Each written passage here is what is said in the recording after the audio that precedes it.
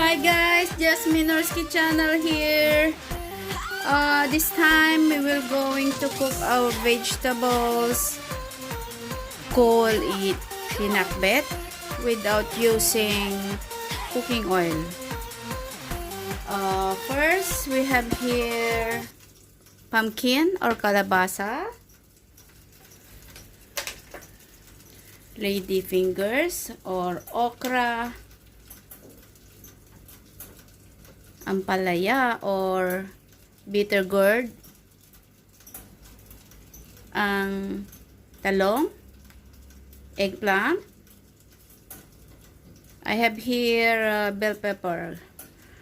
Since I don't have the long one, I'm going to use the bell pepper green.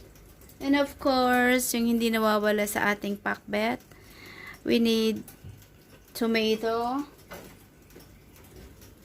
and I will use ginger and 2 shallots.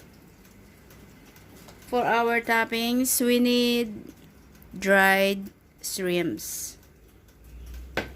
Of course, pangpalasa natin to taste our vegetable or pakbet, we need bagoong. So ayan guys, we will going to prepare our vegetables. Wash them and cut.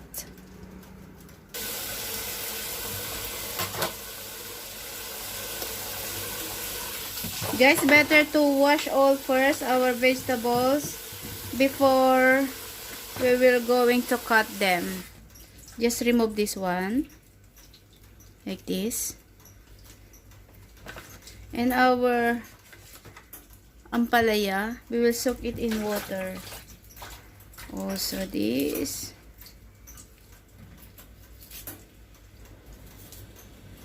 Also this.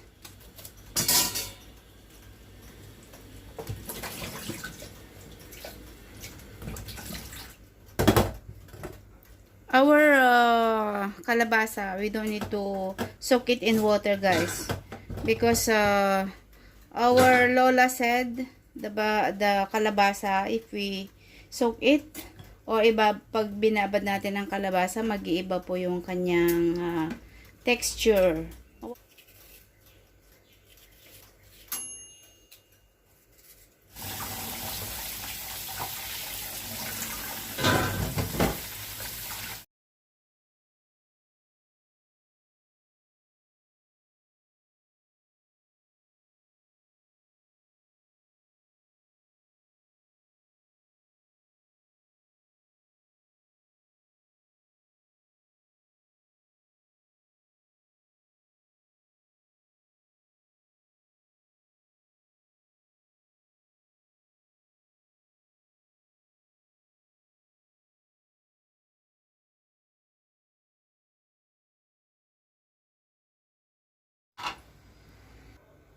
Ayan, nailagay na natin lahat ang ating gulay. So, we'll put our shrimps.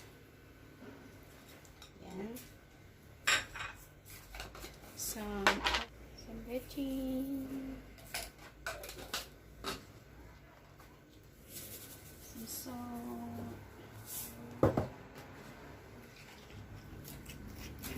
Our bagoong. Since I have we use kalabasa, we need some water.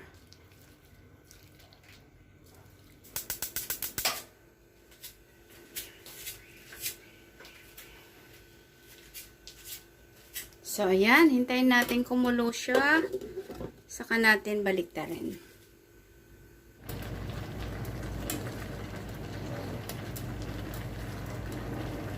I'm just putting my shrimps inside.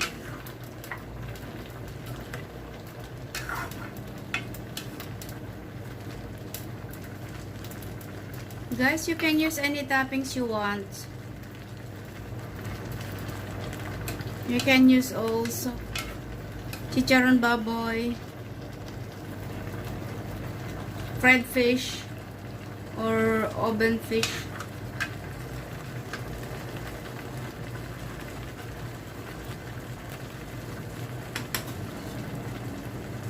Let it cover for this. I remove the cover, guys, para hindi masyadong malata yung ating gulay. Ayan. Kasi pag nakulob siya, maluluto siya ng ano, maapura.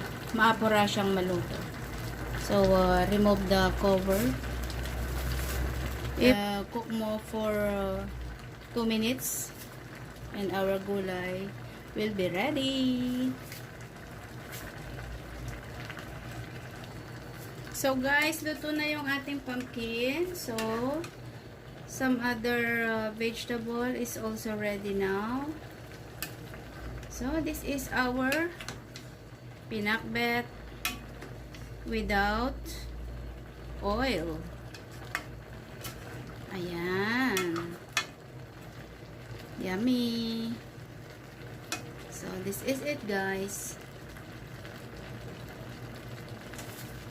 Finish. Mostly in barrio, in our province, Isabela, we cook our vegetable like this way. So, thank you for watching JustmeNorsky channel. Bye!